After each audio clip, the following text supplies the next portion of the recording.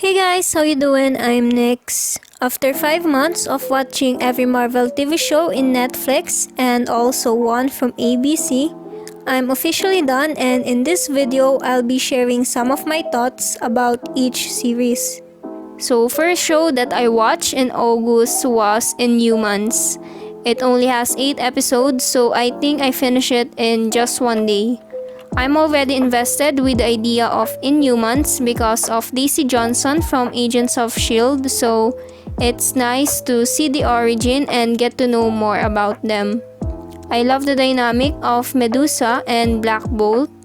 Medusa actually reminds me of Cersei Lannister from Game of Thrones, and actually, the antagonist here is also a real cast from GOT known as Ramsay Bolton. He portrayed Maximus in this show, who is a brother of the king. Overall, I enjoyed this show. It has a great casting, but it's undeniably obvious that it has a low-cost production. Before I totally move on, I just want to mention that the arrangement of the shows in my journal is in order of what I have finished first. I watch the Netflix shows in chronological order for everything to make sense easily. So if you haven't watched these shows yet but you love Marvel, I suggest you do the same way too. Anyway, let's start with the Defenders. This is what the other shows are actually about. Each member of the show has a solo series.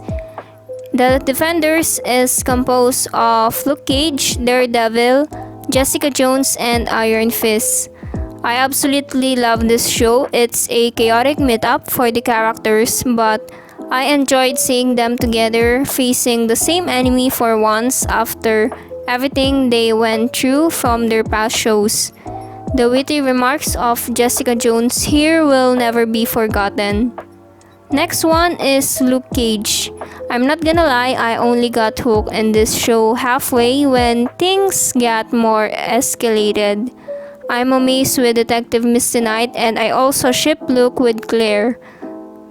Next page is an appreciation for Claire Temple, who is introduced from the start of Daredevil and also a couple of Marvel women in all of Netflix shows.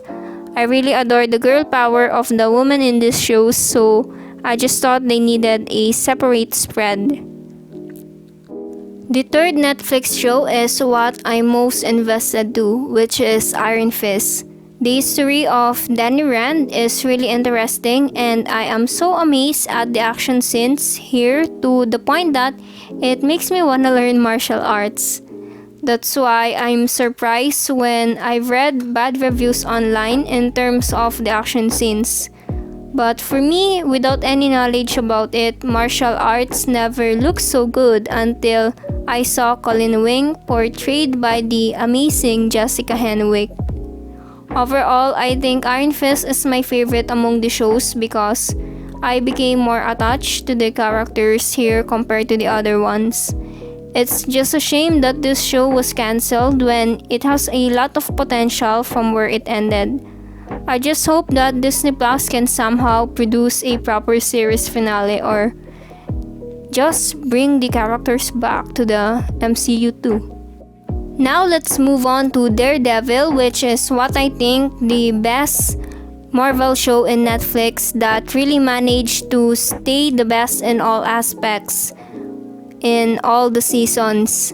It's also a legal drama since Matt Murdock is an attorney trying to fight the injustice in the system, making it even more exciting. The characters here like Foggy Nelson, Karen Page, and Wilson Fisk is just the best too. I really don't know what to say anymore other than this show being truly the best, but I guess it is special because it is eye-opening to the conflicts that are really happening in our society.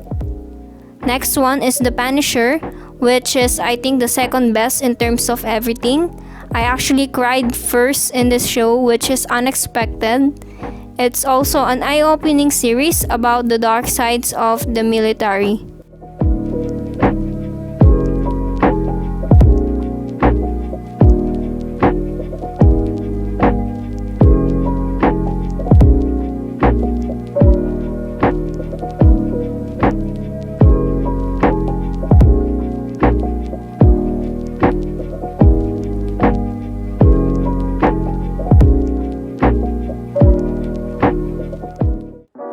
Last one is Jessica Jones. She's a one-of-a-kind powered individual who acts like she doesn't care, but unconsciously she really does, whether she likes it or not. I love the sisterhood of Jessica and Trish Walker, and I will just stop right here so I wouldn't spoil anything.